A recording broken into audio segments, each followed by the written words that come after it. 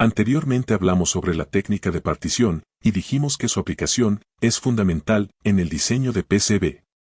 También se mencionó que otro objetivo fundamental en el diseño de PCB es mantener las áreas de bucle de las señales lo más pequeñas posible, especialmente en las señales críticas. Por eso, aquí vamos a ver unas recomendaciones que, en muchos casos, ayudan a lograr ese objetivo. Antes de comenzar, recordemos que las señales críticas son aquellas señales con componentes de alta frecuencia, o altos niveles de tensión, o altos niveles de corriente, características que aumentan su capacidad para causar interferencia. Otros indicadores de señales críticas son los tiempos de conmutación cortos, o las altas derivadas de tensión o corriente. Las señales que generalmente caen dentro de esta clasificación son las señales digitales de alta velocidad y las señales de equipos de conmutación de energía, switching. También dijimos que son consideradas señales críticas las señales sensibles, que generalmente pertenecen a circuitos electrónicos analógicos de bajo nivel. Sin embargo, en este caso, la recomendación aplica principalmente sobre señales digitales. Ahora, veamos las recomendaciones que nos ayudan a mantener pequeñas las áreas de bucle de las señales críticas digitales. Trazar primero las pistas para señales críticas con trazas cortas, regulares y evitando obstáculos en los caminos de retorno. Esto tiene varias facetas. Trazar primero las pistas para señales críticas. Esto es porque, al trazarlas primero, la mayor parte de la PCB está libre, y esto facilita cumplir con el resto de las recomendaciones, ya que no existen pistas de menor prioridad que dificulten la tarea. Luego dice que las conexiones deben ser cortas. Recordemos que este es el principal recurso para reducir el área de bucle. Durante la partición, ya estuvimos preparando el terreno para que se facilite cumplir con esta recomendación.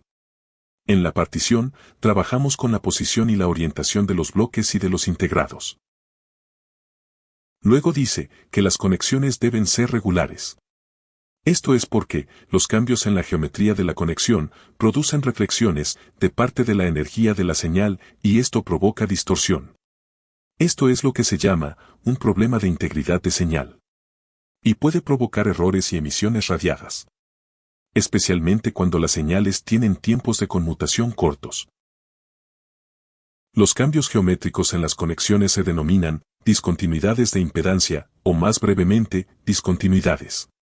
Las discontinuidades de impedancia afectan la integridad de las señales y este problema se incrementa a medida que se reducen los tiempos de conmutación. Ejemplos de discontinuidades pueden ser cambios de dirección de la pista, cambios de ancho, cambios de capa, ramificaciones, terminaciones y otras.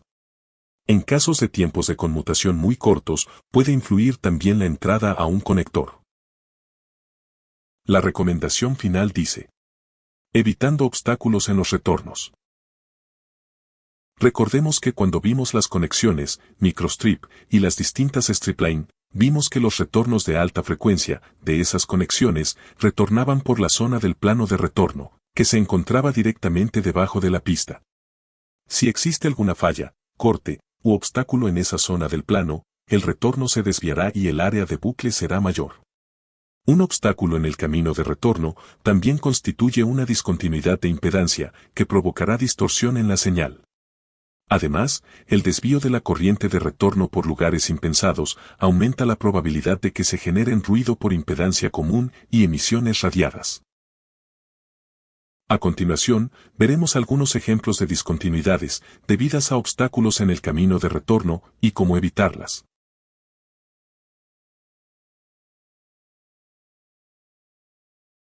Analicemos primero la discontinuidad por bordes de placa.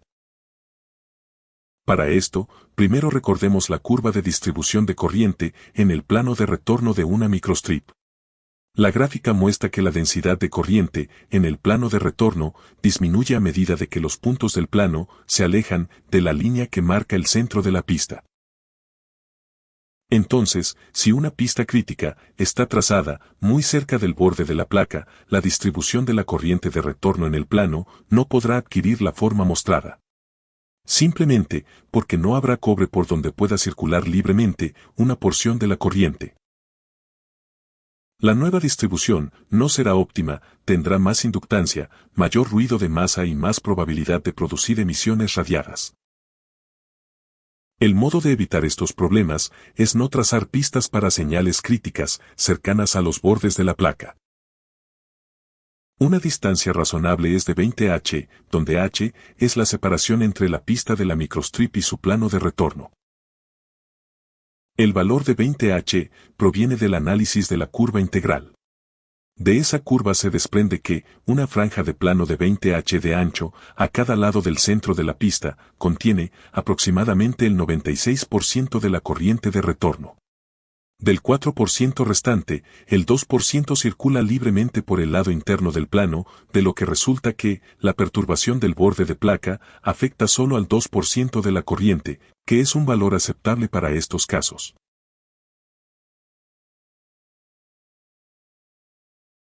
En este ejemplo, se han marcado en rojo las zonas prohibidas o zonas de exclusión por borde de placa para señales críticas en dos placas de 100 por 100 milímetros. Esto es a efectos de poder comparar su extensión, según el valor de H, y observar cómo afecta al área útil de cada placa. En la placa de doble capa, se implementa un plano de retorno en la capa inferior. En este caso, la distancia, H, coincide con el grosor de la placa. Si tomamos un grosor de placa estándar, entonces H es igual a 1,5 milímetros. Por lo tanto, el ancho de la zona prohibida es de 30 milímetros. Esto deja un área útil para trazar pistas para señales críticas de solo 40 por 40 milímetros en el centro de la placa. En la placa de 4 capas, un valor común de H puede ser de 0,25 milímetros. Con lo cual, el ancho de la zona prohibida quedaría en solo 5 milímetros. De este modo, prácticamente, toda la superficie de la placa queda habilitada para señales críticas. En general, los cambios de capa en trazas para señales críticas no son aconsejables. Sin embargo, en algunos casos, esto no puede evitarse. Veamos algunos ejemplos de cómo implementar cambios de capa en trazas para señales críticas sin que se produzcan problemas graves. La primera figura muestra un corte de una placa de 4 capas en la zona donde una traza cambia de capa utilizando una vía. Como sabemos, el retorno de alta frecuencia de una microstrip circula por una porción del plano de retorno que corre por debajo de la pista de señal.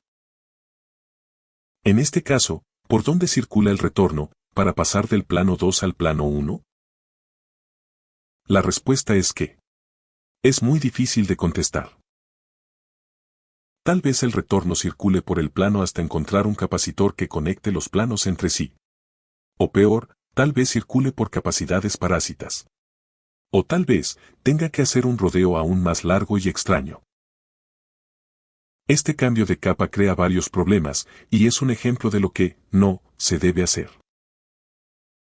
La segunda figura representa un corte de una placa de 6 capas, pero solo se muestran las 3 capas superiores. En este caso, la traza cambia de capa. Pasa de la capa 1 a la capa 3, pero no cambia de plano de retorno. Este cambio de capa produce una discontinuidad pequeña y tolerable para la mayoría de las señales críticas. Como información adicional, notar que en el dibujo, las flechas que indican la circulación del retorno. Cuando la señal corre por arriba del plano, la flecha se encuentra por arriba del plano, y cuando la señal circula por debajo del plano, la flecha se encuentra debajo del plano. Esto está dibujado de esta manera, porque realmente, el retorno circula mayormente por la cara del plano, que se encuentra adyacente a la señal. Esto es más marcado cuanto mayor es la frecuencia de la señal y permite que corrientes distintas circulen por la misma zona del plano con menor ruido por impedancia común porque utilizan caras distintas. Este efecto se denomina efecto pelicular y también es consecuencia de la inductancia. Aquí tenemos otros dos modos para que una traza cambie de capa. Estos modos producen una mayor discontinuidad que el del caso anterior y tienen un campo de aplicación más reducido. La primer figura representa un corte de una placa de 4 capas en la zona donde una traza hace un cambio de capa. La señal cambia de capa y también cambia de plano de retorno. Sin embargo, los planos tienen la misma polaridad. Es decir, son dos planos de masa o son dos planos de alimentación con la misma tensión continua. De este modo, los planos pueden unirse con vías en una zona cercana a donde la traza cambia de capa. Así, el retorno puede correr por las vías para cambiar de plano sin extender demasiado el bucle de señal. Puede usarse más de una vía para reducir la inductancia de conexión y así reducir la discontinuidad. La segunda figura muestra un caso similar, aunque en este caso la vista es desde arriba. La diferencia, con el caso anterior, radica en que los planos de retorno no son de la misma polaridad. Por lo tanto, no pueden unirse con vías para que el retorno circule por ellas. Pero pueden unirse con condensadores en la zona cercana a donde la señal cambia de capa. De esta manera, el retorno, de alta frecuencia, puede circular por los condensadores sin extender demasiado el bucle. Sin embargo, las conexiones de los condensadores agregan considerable inductancia. Por lo cual, la discontinuidad es mayor. De modo que este esquema no es muy recomendable para trazas destinadas a señales críticas. Otra discontinuidad que puede presentarse es por causa de un plano dividido. ¿Por qué sería necesario dividir un plano? En realidad, los planos de masa raramente se dividen. Sin embargo, los planos de alimentación sí suelen dividirse. Normalmente, para reducir el costo del impreso. Hoy día, la mayoría de los sistemas usan varias tensiones de alimentación y en algunas aplicaciones no es posible afrontar el costo de asignar un plano para cada tensión. De modo que se usan planos de alimentación divididos para las distintas tensiones. Las trazas para señales críticas que se encuentran en capas adyacentes al plano dividido no deben cruzar sobre la división. Existe un truco que se utiliza en algunos casos que consiste en unir los planos con capacitores como si fuera una costura en la zona cercana a donde la pista cruza por la división. Sin embargo, este recurso, aunque permite la circulación del retorno de alta frecuencia de una sección del plano a otra, no es recomendable para trazas con señales críticas debido a la inductancia que introducen los capacitores y sus conexiones.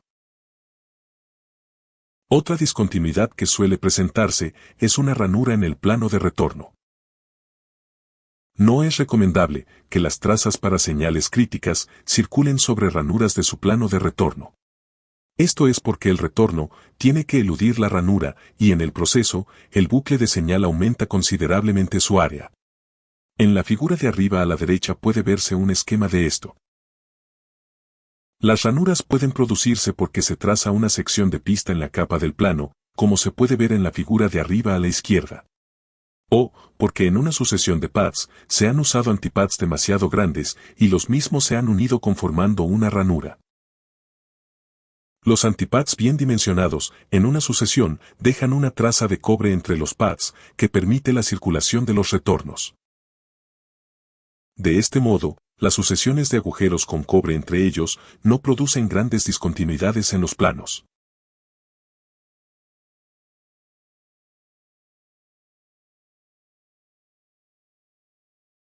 Una discontinuidad parecida a la anterior se da en los casos en que se remueve el cobre debajo de los conectores. En el caso de la figura de arriba, el conector y el arnés han sido muy bien diseñados, ya que cada señal va acompañada de un retorno, y en el cable, los bucles serán reducidos. Sin embargo, el buen diseño del cable se ve degradado, por el mal diseño del alojamiento del conector en la PCB. Debido a que se ha removido todo el cobre debajo del conector. De este modo, el retorno debe circular por un bucle muy grande, lo que presenta una discontinuidad considerable. En estos casos, cuanto más grande es el conector, más grande será el bucle de señal y por lo tanto, más grande la discontinuidad. En la figura de abajo, el cobre debajo del conector se ha conservado, y los retornos pueden hacer un camino mucho más corto, para luego seguir la trayectoria de la traza. Resumiendo, se recomienda no remover el cobre debajo de los conectores.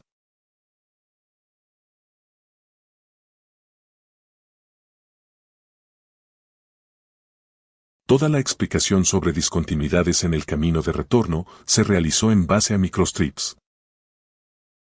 ¿Cómo afectan las discontinuidades a las stripline? Para obtener algunas conclusiones respecto a este tema, leer el artículo What Happens When Stripline Signals Cross Split Power Planes, cuyo link se observa en pantalla.